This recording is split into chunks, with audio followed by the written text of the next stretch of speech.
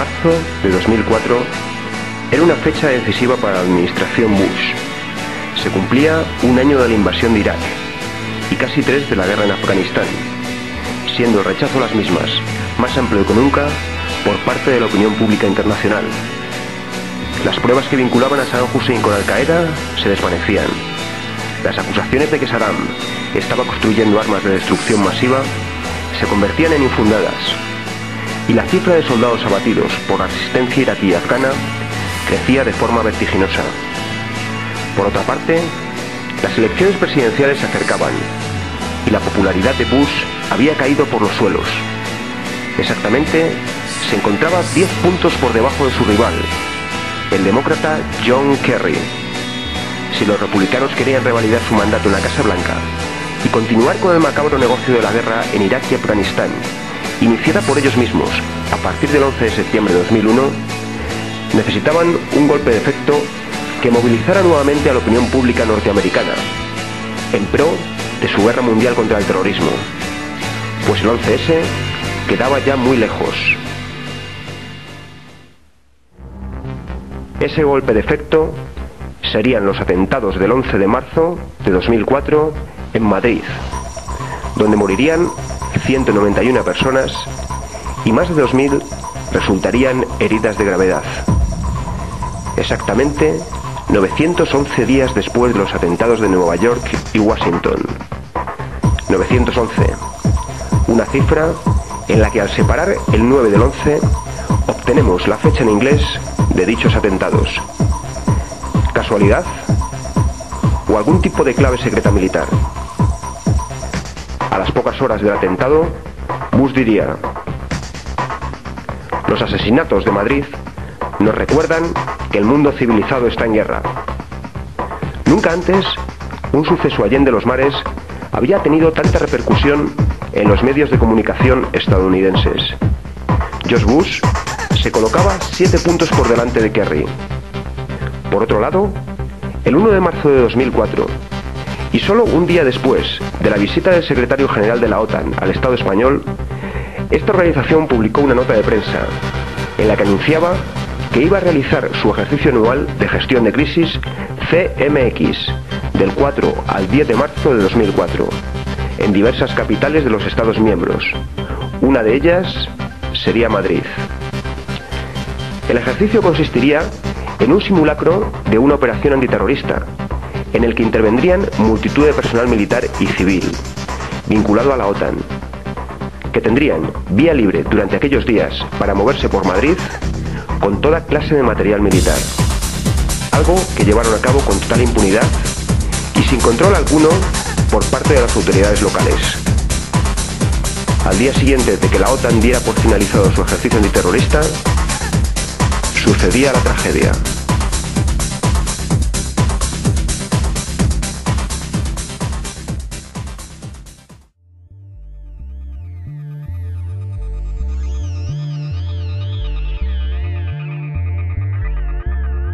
Lo primero que sorprende a la hora de referirnos a los supuestos autores de los atentados del 11 de marzo es que aún no tenemos ni una sola imagen de ellos el día de los hechos en las diferentes estaciones de metro, a pesar de contar estas con multitud de cámaras de seguridad.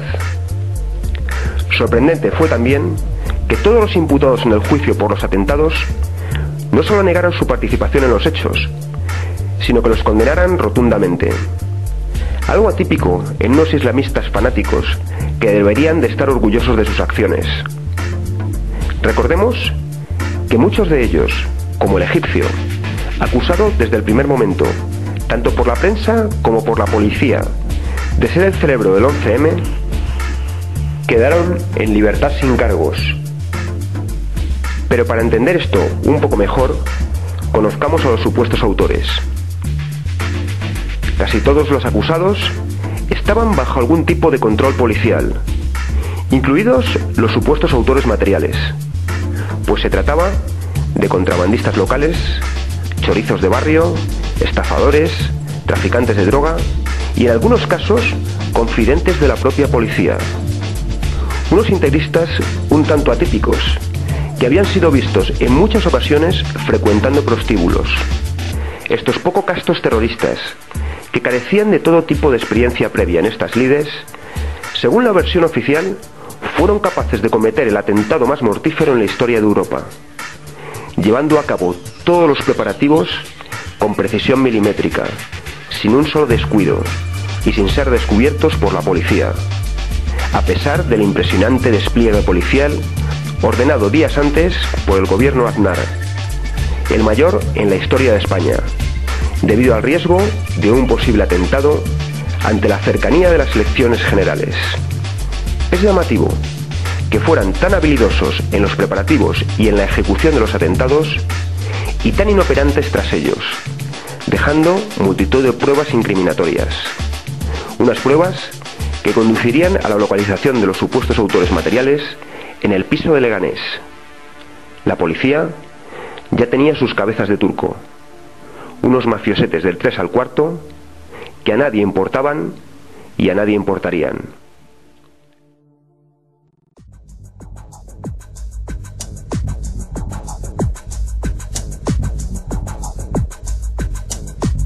Lo sucedido en el piso de Leganés es uno de los puntos más oscuros de este caso. Un piso que tras la explosión nos mostraría unas paredes blancas sin rastro de sangre. ¿Murieron en el piso de Leganés los supuestos autores materiales? ¿Estaban ya muertos antes de las explosiones? Es más, ¿había alguien en aquel piso? Hasta la fecha, no se ha mostrado a la opinión pública ni una sola prueba que demuestre que los terroristas murieron como consecuencia de la explosión. Con la desaparición de estos, desaparecía la posibilidad de que pudieran defenderse de los cargos que se les imputaban. Algo muy similar le sucedió a Harry Lee Oswald, el asesino oficial de Kennedy, quien murió cuando se dirigía a prestar declaración ante el juez a manos de un pistolero a sueldo de la CIA. Según la versión oficial, los terroristas se inmolaron una vez el piso había sido desalojado y al sentirse acorralados por los geos. Una versión que nos despierta múltiples interrogantes. ¿Por qué unos terroristas que no habían optado por el suicidio en los atentados del 11M, algo que hubiera dotado de mayor precisión a los mismos, deciden inmolarse ahora? ¿Por qué esperan a que el piso sea completamente desalojado, pudiendo haber causado otra masacre de haberse suicidado un poco antes? Más, teniendo en cuenta que el edificio no empezó a desalojarse hasta 5 horas después de la llegada de los primeros efectivos policiales. También es casualidad que en el momento de ser descubiertos se encontraran juntos la totalidad de los supuestos autores y que dispusieran del material necesario para inmolarse y para hacer detonar los explosivos, algo que exige su tiempo. Por otro lado, según el testimonio de expertos en explosivos, tanto las explosiones de los trenes como las de Leganés se asemejan más a las de los explosivos de tipo militar que a la goma 2 u otros de los que habló la prensa y la policía, pues la explosión provocó humo, pero no fuego, es decir, lo mismo que provoca un explosivo militar como el C3. Rocambolesca es también la historia del geo que muere en esta intervención, del cual nunca se nos mostró ni una sola imagen, y que supondría la primera muerte en acto de servicio de un miembro de este cuerpo en toda su historia. Según la versión oficial, moriría como consecuencia de la explosión. Sería enterrado a toda prisa y su cuerpo profanado a los pocos días por supuestos familiares de los islamistas muertos. Un hecho que, de haber sido investigado, jamás se ha hecho pública la autoría del mismo. Finalmente, el cuerpo del geo, con la excusa de evitar que volviera a ser profanado, se incinera. De esta forma, desaparecía la posibilidad de realizarle una nueva autopsia en un futuro. En muchas ocasiones, a quienes denunciamos estos hechos como conspiraciones del poder para mantener su hegemonía, se nos exige pruebas. ¿Pero qué pruebas podemos aportar si se nos niega el acceso a ellas o simplemente son destruidas? Un ejemplo de esto último lo constituye la destrucción a los pocos días de los vagones de metro.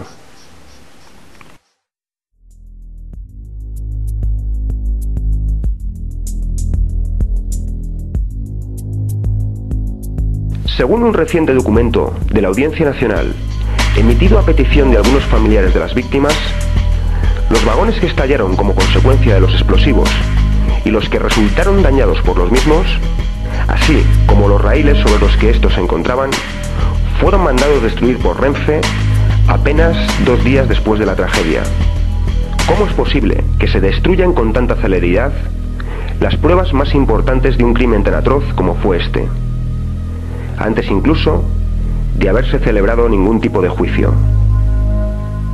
Tenían miedo a que se demostrara que el tipo de explosivos y su número, así como la forma de ejecutar el atentado, no coincidiera con la versión oficial, repetida hasta el hartazgo por los medios de comunicación del sistema. Una historia que entra en contradicción con el propio sentido común. Pues ¿cómo es posible que varias mochilas pudieran ser dejadas y permanecieran debajo de los asientos de los trenes, en plena hora punta, con los vagones atestados de gente, durante varios minutos, sin que nadie se preocupara por el contenido de las mismas, que algún amigo de lo ajeno quisiera apropiarse de ellas, o sencillamente que una persona amable apercibiera al dueño de la mochila del hecho de que se la estaba dejando olvidada? Por el contrario, los terroristas tuvieron la suerte de que las mochilas permanecieron debajo de los asientos hasta el final, sin que se produjera ninguno de los anteriores supuestos. Es más, serían tan afortunados que ni una sola cámara de seguridad de las miles que hay en las estaciones recogería ni uno solo de sus movimientos. Según la policía, fue descubierta alguna mochila que no llegó a explotar, con explosivos y un detonador bajo los asientos. Unas pruebas que coincidirían con las halladas en la furgoneta abandonada a las afueras de la estación donde tomaron los trenes, y en la cual, casualmente, de nuevo la casualidad, había varias cintas con versículos del Corán, que pertenecían a estos atípicos integristas que traficaban con droga, robaban móviles e iban a prostíbulos. Todo esto sirvió para crear el mito de las mochilas bomba debajo de los asientos. Un mito que la prensa oficial se encargó de reproducir a las pocas horas. Por otro lado, existen testimonios que afirman haber oído más de una explosión en un solo vagón, e incluso explosiones fuera de los vagones. ¿Cómo se explica entonces la versión oficial, según la cual solo se introdujo una mochila bomba en cada vagón? Tres explosiones. ¿Qué iba a ser el tren? ¿Ha sido dentro del tren o ha sido en la vía?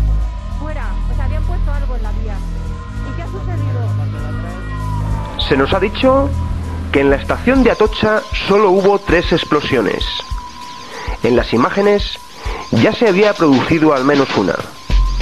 A continuación, se produciría la segunda, por lo que después de esta solo quedaba una. Juzguen ustedes si en las siguientes imágenes ven una o varias explosiones.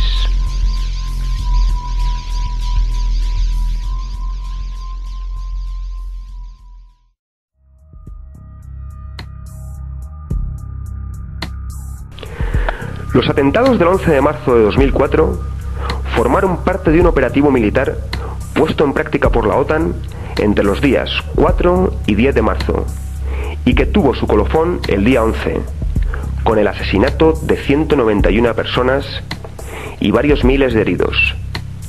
El objetivo de este atentado era presionar a los Estados europeos y especialmente a Francia y Alemania para que se implicaran con mayor decisión en la guerra yanquisionista en Oriente Medio, algo que consiguieron. Por otro lado, la administración Bush fue otro de los grandes beneficiados, al revalidar su mandato al frente de la Casa Blanca por otros 4 años más, tras vencer en las elecciones celebradas ese mismo año. Pero sin duda alguna, los grandes beneficiados serían los propietarios de la industria armamentística, al aumentarse el presupuesto destinado a gastos militares en todo el mundo. También los grandes magnates del petróleo fueron grandes beneficiados, pues vieron cómo se reforzaba la presencia militar en Irak y Afganistán con la excusa de la lucha contra el terrorismo, pudiendo de esta forma saquear el petróleo y otras riquezas naturales de ambos pueblos con más tranquilidad. Sin duda, los más perjudicados serían de nuevo los pueblos de Oriente Medio, que padecerían un recrudecimiento de la barbarie imperialista por parte del integrismo occidental.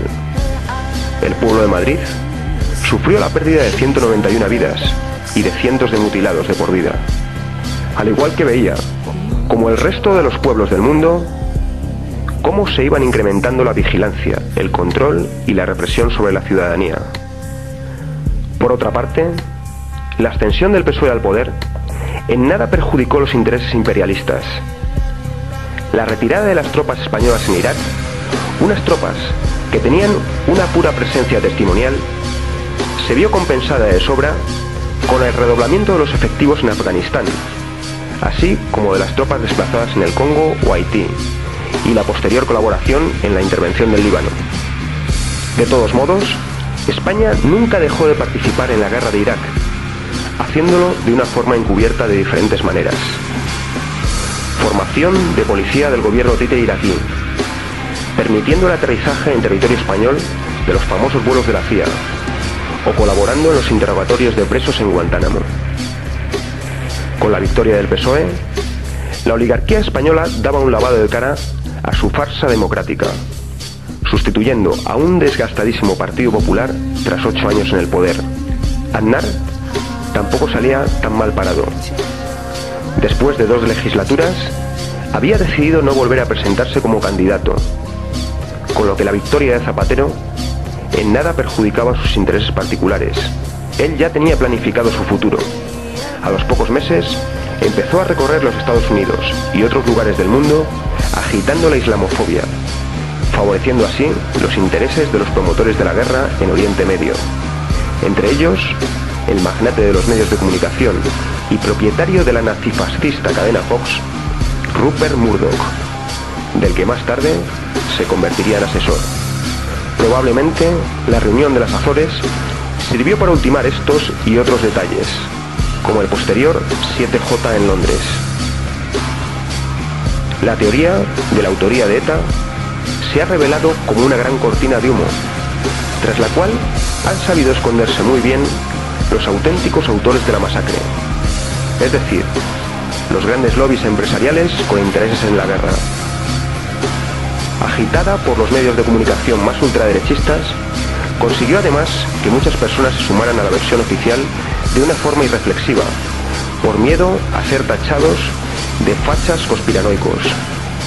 También logró reforzar aún más la vascofobia en los sectores más reaccionarios de la sociedad española, provocando que entre los días 12 y 13 de marzo, un panadero vasco fuera tiroteado en su establecimiento por un policía de paisano, y una mujer muriera en una manifestación independentista en Euskadi, como consecuencia de los golpes propinados por la policía.